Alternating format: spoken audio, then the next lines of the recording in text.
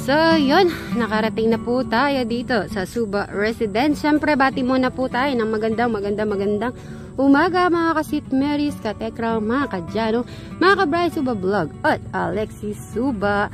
Magandang umaga po sa inyo lahat. Siyempre, especially po sa mga OFW po natin na solid.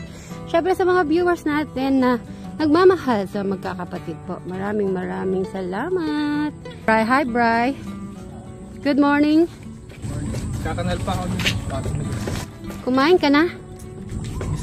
Biskwit. Ay, di pwede. Kumain kang kanin kung pupunta ka doon. May dala ng ulam. Kumusta naman ang bukid? Okay naman. Kubunin. Nakakata mamaya ang hapon. O, syempre gusto ko bumati ka muna ng energetic sa ating mga viewers, Bri. Good morning mga sinili. Check up sa dyan. Sa Alexis pa lang. Magkain ka na muna bago ka magbukid. Yung tinapay, di nakakabusog yan. Jesse yun, lalapat yun doon. Sadali lang naman yan, ha? Tara. Papalaw ako. Ay, eto na yung ano ni Bri, o binhinga. Habang inipon mo yan, ready ko muna yung breakfast para makakain ka bago ka pumunta doon, no? So, yan. Be-breakfast lang po tayo, mga ka-Sweet Marys. At,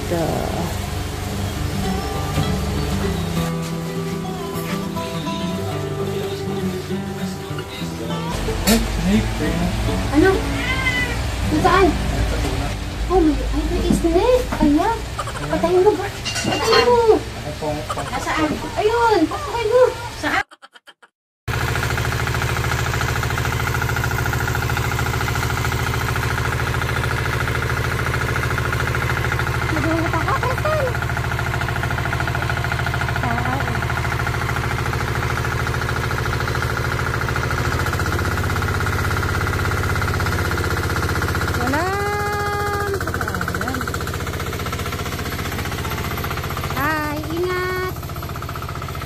Buti na lang ayun yung mga nagsasabi po na upuan, may upuan po yun. Ngayon nilagay. Ride ng tractor, magiging brown girl ka.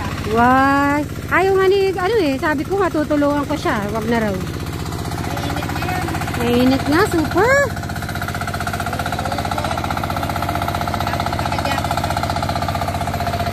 Hindi. Nasugat. Sa ano dyan? Langgam. Oo, yan o.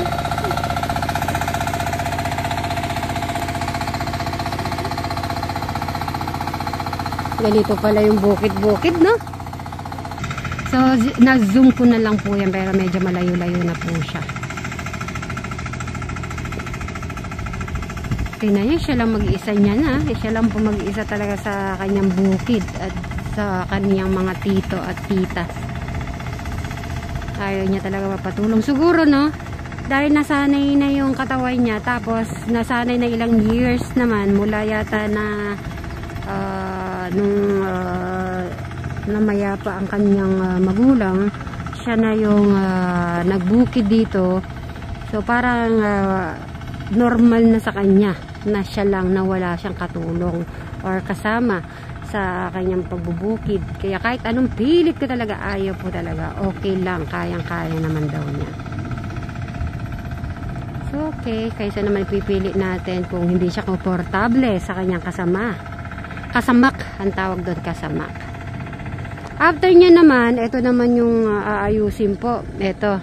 Kaya si Sir Robin ay magsusunog na. Kasi ito ay aayusin pa yan hanggang doon.